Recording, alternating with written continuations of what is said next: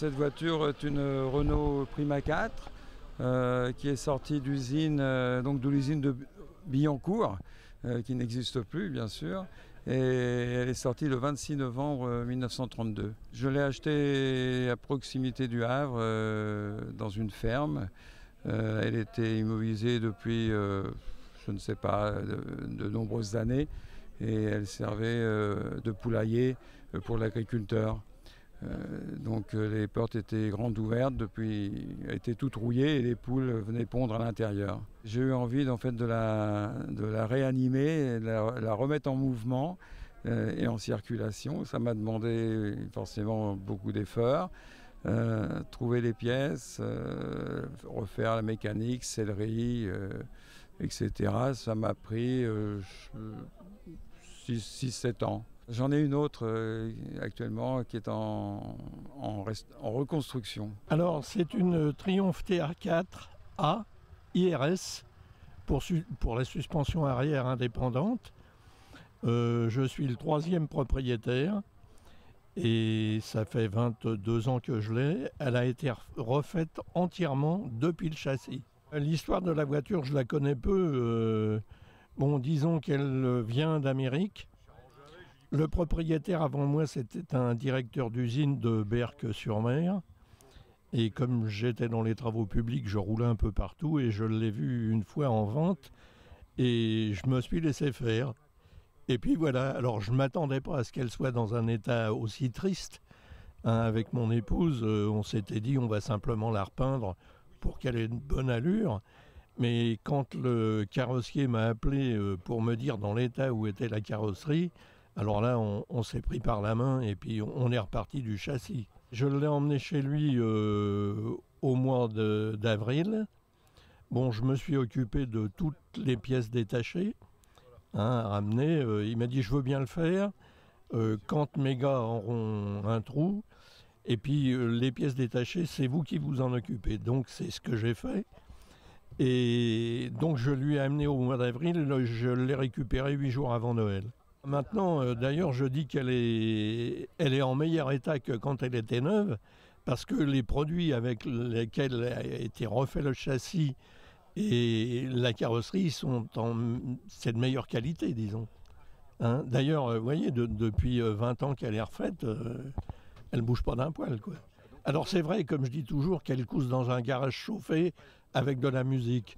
Donc, c'est parfait, quoi.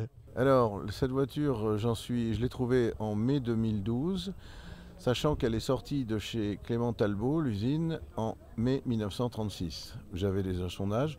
Je l'ai découverte sous le soleil, elle était à vendre. J'en suis tombé amoureux. J'ai été stressé toute la journée, pour savoir si j'y allais pas, s'il n'y avait pas un loup en dessous, au-dessus, bon bref. Et je l'ai achetée. Alors, vous me demandez la restauration. Elle n'a jamais été restaurée. Elle a eu 2 propriétaires, elle a 18 000 miles, grosso modo 25 000 km d'origine. Elle n'a jamais été restaurée. Tout est d'origine, la bâche, la carrosserie. Alors elle a une carrosserie très particulière, il en reste 15. Le carrossier s'appelle Abbott of Farnham et c'est lui qui a carrossé les dropettes coupées, c'est-à-dire les cabriolets 3 positions, comme celui-là, et ils étaient tous carrossés chez Abbott of Farnham. Ça, c'est une particularité, il en reste 15 connus. L'entretien, c'est très économique, elle fait 7 litres au 100. Bon, il faut la soigner comme on soigne une voiture, hein, pas négliger. J'ai eu une parenthèse de quelques soucis à l'intérieur du bloc moteur, j'ai eu de la corrosion, bon, c'est passé, on n'en parle plus, et maintenant, elle marche superbement bien. On a commencé au début, ça doit faire 25 ans. Mais bon, il y en a 2 qu'on n'a pas fait. Oh ben c'est parfait, tous les ans, tous les ans chez soi, sinon on ne le referait pas. Hein, puis bon, on retrouve les gens qu'on voit l'année précédente. Hein, c'est sympa, quoi, il y a une bonne ambiance. C'est une très belle exposition. En fait, c'est un musée vivant. Au lieu de voir les automobiles exposées dans des musées en statique, eh ben, les gens peuvent les voir ici en mouvement, entendre la sonorité des moteurs et puis découvrir les galbes des carrosseries, la rutilance des chromes, etc., quoi. Je trouve que le Dieppe Rétro est une manifestation extrêmement sympa, qui se situe dans la bonne moyenne et dans la bonne gamme des promenades. C'est la classe, la bonne classe, les véhicules, les gens qu'on y rencontre. Beaucoup de qualité et chaque fois que je pourrai, je reviendrai au Dieppe Rétro. Le plateau est d'un très bon niveau. Il est rehaussé, j'ai rien contre les voitures françaises, pas du tout, mais il est rehaussé par la présence d'une bonne moitié ou à peu près de voitures anglaises d'une qualité et d'une rareté top niveau, quoi. Et leurs conducteurs, c'est un plaisir, et leurs propriétaires, de s'entretenir avec eux. Ce sont des gens qui ont la culture, qui ont la classe, qui ont l'idée de la sauvegarde du patrimoine et de la protection. J'ai une passion toute particulière, 1 pour les Anglais, 2 pour leurs véhicules et 3 pour leur façon d'appréhender ce hobby.